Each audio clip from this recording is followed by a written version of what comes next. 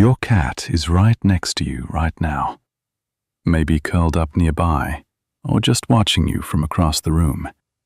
And you probably think you know what they need: toys, food, a warm lap. But what if the things that matter most to them are the ones you've never even thought to do? Most owners love their cats deeply, and yet only about 2% ever do the things cats actually crave on the deepest level. By the end of this video, I'll show you something so simple it fits in the palm of your hand, and it reaches back to the very first memory your cat ever had. Your cat headbutts you, rubs their face along your arm, your leg, the corner of your laptop. Most people think it's just a quirky cat thing. Adorable, maybe a little weird. But here's what's actually happening. Cats carry scent glands along their cheeks and forehead, and when they press those glands against you, they are marking you. Not out of possession, out of devotion. In their ancient emotional language, scent means safety, and they are telling you, quietly, without words, you are mine, and I am yours. The bond they're offering in that moment is one of the most profound gestures in their emotional vocabulary. But here's the part that breaks hearts. If you pull away too fast, if you don't respond, if you treat it like an interruption, they learn. They go quiet. And when a cat stops trying to mark you, it's not because they stopped loving you. It's because somewhere along the way, they decided you had stopped loving them first. So next time they rub against you, lean in, offer your cheek back, let them finish. That tiny moment carries more trust than most people will ever realize. And speaking of trust, the next one reveals what happens inside your cat when every hunt ends in failure. Most owners play with their cats and think they're doing everything right. The wand toy, the laser, the feather on a string. But there's one mistake almost everyone makes. They never let their cat win. To you, it's playtime. To your cat, it's survival rehearsal. Every stalk, every crouch, every explosion of energy across the floor is 10,000 years of hunting instinct moving through their body. And when the prey always escapes, when every hunt ends in nothing, their nervous system starts to register something quietly devastating: failure. A cat that never catches anything doesn't just get bored. They get frustrated, restless, sometimes aggressive. Sometimes they shut down in a way that looks like calm, but is actually silent defeat. Here's the fix. Near the end of every play session, slow the toy down. Let them catch it. Let them hold it, bite it, kick it. Then give them a small treat. Hunt, catch, eat, rest. When you complete that loop, something in your cat exhales. They feel like themselves again. But there's something that goes even deeper than the hunt, and we'll get there before the end. Your cat follows you from room to room, sits nearby, watches you. But the moment you reach for them, they move away. Most owners read that as rejection, as if the cat is saying, "I don't want you." But what they're actually saying is the opposite.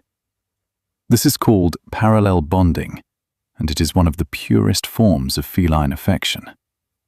In their world, choosing to be near you without needing anything from you is a statement of complete emotional safety. They are not avoiding you, they are trusting you with their presence. The damage happens when owners push through that distance. Constant picking up, forced petting, interrupting their stillness. Every time you override their boundary, a small thread in the bond frays. They don't show it, but they feel it. What to do instead is almost nothing. Just lower your hand to the ground and wait. If they come to you, you've earned something real. If they don't, you've still given them a gift. the gift of being respected. Stillness is their love language. Learn to speak it. You leave the house every day, and to your cat, you simply vanish. No explanation, no scent trail, just gone. But there's something you can leave behind that works on their nervous system like a calm, steady hand. Cats experience the world almost entirely through smell. Your scent, the real one, from skin and warmth and hours of wear, is the most comforting thing in their environment. Take a shirt you've worn. Don't wash it. Leave it in one of their sleeping spots. What happens next is quiet but profound. Their stress levels drop. Their breathing slows. Something in their body registers. They're still here. This is especially powerful for rescues, for anxious cats, for cats that seem emotionally distant without obvious reason. You're not just leaving fabric behind. You're leaving yourself. Cats are creatures of ritual. They don't just prefer routine. They rely on it for their sense of safety. The way you greet them in the morning, the tone of your voice, the sequence of small actions that signal the day has begun, all of it gets woven into their emotional architecture. Skip it once and they notice. Skip it often, and something in their sense of security quietly loosens. What feels like habit to you is ceremony to them. A soft, "Good morning," a slow blink before the coffee is made, a gentle stroke along the spine before you check your phone. These moments tell your cat something no toy or treat ever can. I see you. You matter. And the world is safe today. Pick one gesture and make it sacred. That's enough. Look around your home right now through your cat's eyes. Is there anywhere high to go? A shelf, a ledge, a perch near a window? If the answer is no, or barely, your cat may be living with a low hum of stress you've never noticed. In the wild, elevation is survival. Height means you can see threats before they reach you. It means control, safety, and status all in one. A cat without vertical space isn't just uncomfortable. They are, on some primal level, exposed. That anxiety doesn't always look dramatic. It looks like skittishness, over-grooming, hiding more than usual, scanning the room instead of resting in it.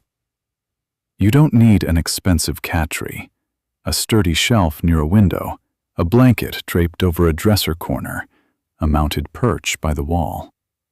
Give them somewhere to rise above it all, and watch how much they finally exhale. One bed is not enough.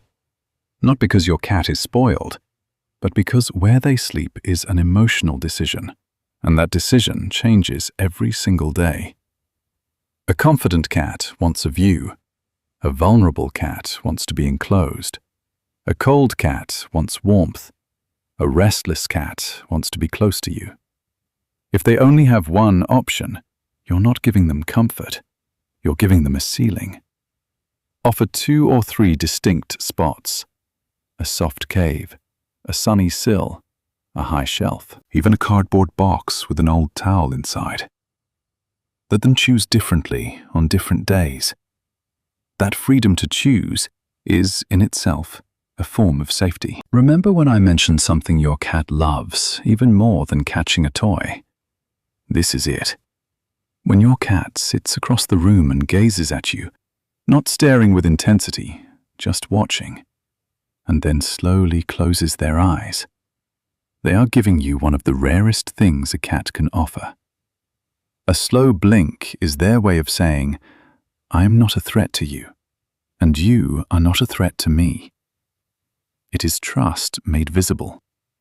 If you don't blink back, they may not know you feel the same. The connection stays one-sided. Try this instead. When your cat looks your way, hold their gaze softly. Then blink, long, slow, deliberate. Then look gently away. To them, that is a whisper. It says, I trust you too. Do this enough times and something shifts. You stop being just the person who fills the bowl.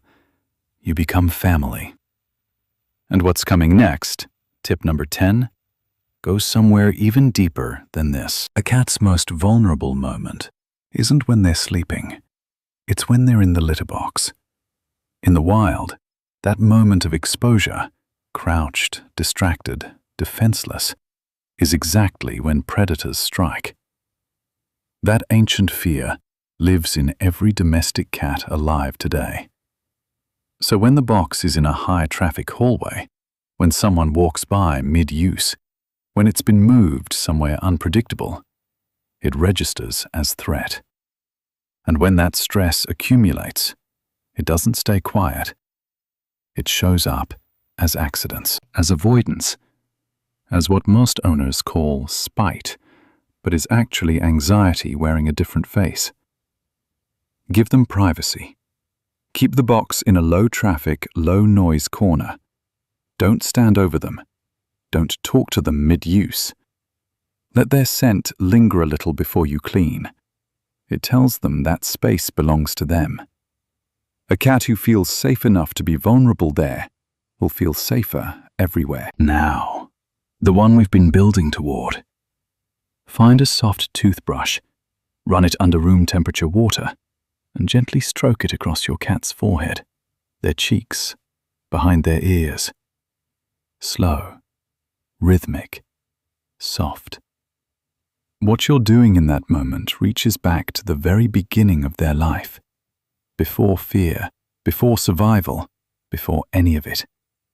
A mother cat grooming her kittens, the shape of the bristles, the gentle pressure, the slight dampness, it all speaks directly to something in their nervous system that words cannot reach. For cats who came from hard places, this can rewire how they experience physical touch. For cats who already love you, it deepens the bond in a way that goes beyond behavior and into something closer to memory. Watch their eyes close. Watch them lean in. Watch them come back to a place inside themselves that nothing else can find. That is not grooming. That is trust at its most ancient. And your cat will carry it long after the brush is put away. Tonight, when your cat settles near you, or chooses, quietly and without drama, to simply be in the same room, remember that for them, none of it is small. Every gesture is a choice, and every choice is a kind of love.